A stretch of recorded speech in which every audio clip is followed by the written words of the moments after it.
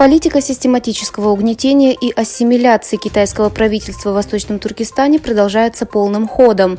Уйгурских тюркских детей насильно разлучают с их семьями. В последние годы китайское правительство строит концентрационные лагеря, а также детские лагеря.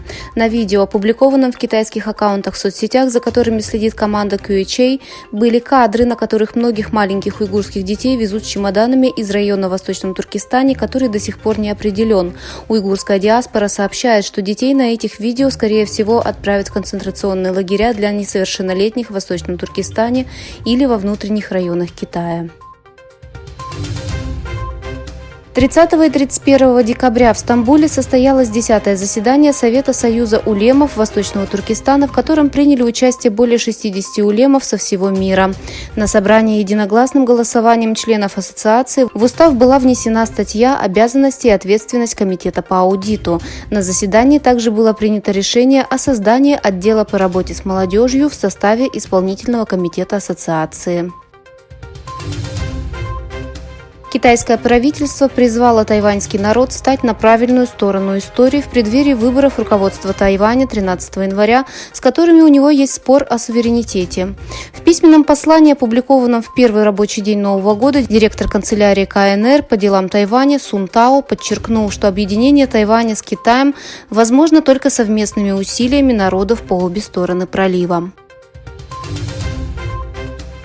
Ведущая энергетическая компания Казахстана АО «Казтрансойл» с 1 января 2024 года повысила тарифы на транспортировку нефти через Россию на участке трубопровода Тон-2.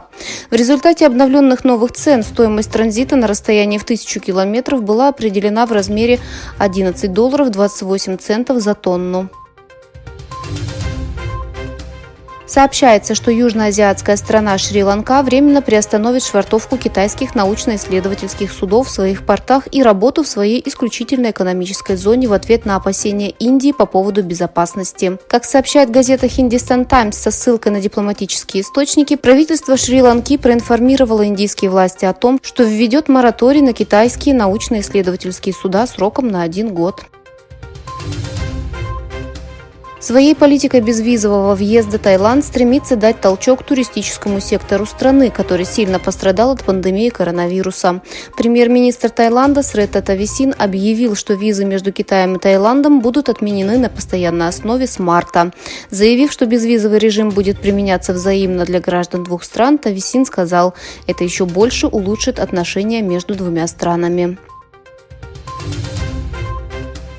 Хамас выступил с заявлением после того, как в результате удара израильского беспилотника по столице Ливана Бейруту был убит один из его лидеров – Салех Аль-Арури. Убийство, совершенное Израилем против наших лидеров и символических фигур в Палестине и за ее пределами, не смогут сломить волю и решимость нашего народа, а также не смогут предотвратить наше мужественное сопротивление, говорится в заявлении.